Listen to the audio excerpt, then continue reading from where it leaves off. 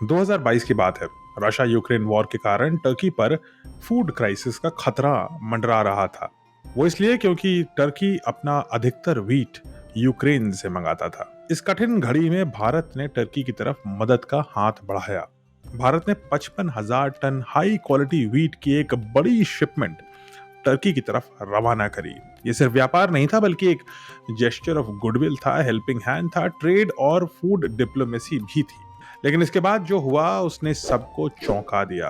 जैसे ही भारत की व्हीट वाली शिप्स टर्की के तट के करीब पहुंची, टर्किश अथॉरिटी ने एक अजीब रीजन देकर शिपमेंट पूरा का पूरा रिजेक्ट कर दिया। उन्होंने कहा भाई इसमें एक इशू है, और कहा कि इसमें एक बीमारी है जिसका नाम है इंडियन रूबेला डिजीज। जरा ठहरिए, रूबेला, वो भी व्हीट में। एक्सपर्ट्स हैरान रह गए। सच तो यह है कि पौधों में रूबेला नाम की कोई डिजीज होती ही नहीं है, और सर्टेनली ऐसा कुछ नहीं था उस व्हीट को अनफिट और कंजम्पशन के लिए बेकार मानने के लिए। कई लोगों का मानना था कि ये रिजेक्शन फूड सेफ्टी का मामला था ही नहीं, बल्कि टर्की की ऑनगोइंग पॉलिटिक्स और प्रोटेक्शनिज्म का एक हिस्सा था। भारत के प्रति उसकी हॉस्टिलिटी का एक नया नमूना था। भारत ने इस पूरे इंसिडेंट को बड़ी शांति से लिया और कोई रिएक्शन नहीं दिया, कोई पैनिक नहीं करी। भारत ने उस शिपमेंट को बस रीरूट कर दिया और अंत में इजराइल को सेल किया, जहां उसने बिना किसी क्वालिटी इश्यू को उठाए पूरे का पूरा व्हीट एक्सेप्ट कर लिया। व्हीट ने सभी इंटरनेशनल स्टैंडर्ड्स को ऑलरेडी मीट कर लिया था और इजराइल ने इसको प्रूव कर दिया। भारत को इसका पूरा पेमेंट मिला, no loss no harm. But देखते हैं टर्की के साथ क्या हुआ। भारत का व्हीट रिजेक्ट करने के बाद टर्की ने यूक्रेन की तरफ फिर से रुख किया, जो उसका एक मेजर सप्लायर ऑलरेडी बना हुआ था। लेकिन टाइम खराब था यूक्रेन का।